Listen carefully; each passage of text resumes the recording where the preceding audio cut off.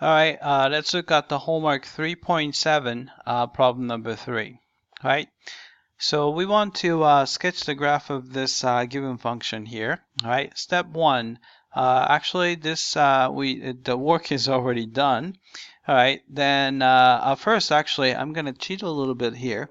I'm going to, since we're going to have to evaluate this function quite a few times, I'm going to just go to y equals.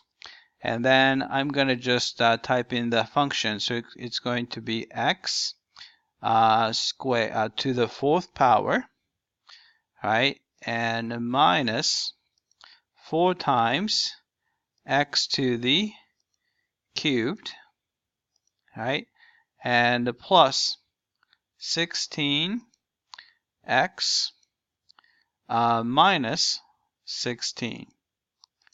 And then I hit enter. So the calculator remembers that function. All right, then I'm going to just go to regular screen. All right, so here. If you factor this out, it's a factor out nicely. So you can see that the x equals -2 and x equals +2. So I'm going to put the -2 here and then +2 there. All right. All right, so the corresponding y value, so I'm going to go to here variables and go to y bar and a function. All right, so we put this function as y1, so I'm going to use 1. Then all we have to do is specify the value. So here, this is going to parentheses. We're going to plug in -2 into the function. All right, so enter, and you get 0. So you have a 0 there. All right, if you do a +2, so I'm going to actually go to, let's see, entry there, and then I'm going to change that to +2. So this was just a 2, and then parenthesis. All right, hit enter. Actually, let's see, I'm going to quit it, and here, we're going to go back. Let's see. Actually, I'm going to just do, I'm going to clear that one, right? Then I'm going to just, I'm going to have to go to variable, sorry, and y bar, and function, and 1, right? So I have to put 2, right? Let's see, all right, parenthesis 2, all right, this time, got it. All right, so it's actually 0, 2, so it's going to be 0. All right, to find the y-intercept, that we just plug in 0 for x, so you just get the -16. So it's going to be 0, comma, -16. All right, so let's check the answer. All right, looks like we got all 3 parts of step 1 correctly. All right, so let's look at step 2. All right, so derivative is computed, and it's also factored out. So you can see that the factors, so critical numbers are -1 and +2. So it's going to be -1, comma, +2. All right, let's check the answer. All right, it came back, and we got the step 2 correctly. All right, so let's look at step 3. All right, second derivative is taken, and then it's already factored out. That looks like x equals 0 and a -2. Oh, sorry, 0 and +2, sorry. All right, so let's check the answer. All right, it came back, and it looks like we got the step 3 correctly. All right, so let's look at step 4. All right, so here, so we're looking at critical numbers is -1 and the +2.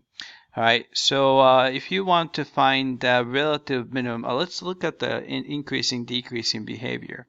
So it looks like it's decreasing before -1 and increasing after -1. So relative max minimum occurs at -1. All right, and let's see. Let's see, relative max. Then you have to find a corresponding y coordinate. All right, so let's check that. Let's see. So we're going to actually do this again. All right, then we're going to have, let's see, I'm going to put the entry here. All right, then I'm going to change the value to -1. All right, then hit enter. All right, so -1 comma -27. All right, and the points of inflection looks like occurs at let's see, 0 and 2. So I'm going to put 0 there and 2 there. All right, make sure that this is really the case. And here, if you look at 0, right, concavity is changing because the second derivative changing sign. And at 2, looks like concavity is changing, so it's going to be at 0 and 2. And a corresponding value is 0, -16. That one is just the y-intercept. And the 2, actually we did that before, so it's a 2, 0. All right, so let's check the answer. All right, I came back and looks like we got the relative min and also a points of inflection. All right, how about step 5? Horizontal asymptotes and a vertical asymptote. Since this is just a polynomial function, we do not have horizontal asymptote or vertical asymptote. So we're going to just put does not exist there and does not exist there. All right, so let's check the answer. All right, I came back and it looks like we got step 5 correctly. All right, so we need to find the picture. So it's a decreasing in the beginning and increasing after increasing and increasing. All right, so decreasing in the beginning and increasing and increasing. So it's probably this picture right here. All right, because none of them has that, but let's see, it's going to be decreasing, then still decreasing. This is increasing, so this is the only picture. All right, so let's check the answer. All right, it came back and looks like we got the correct picture as well. All right, that's it. I hope that this was clear.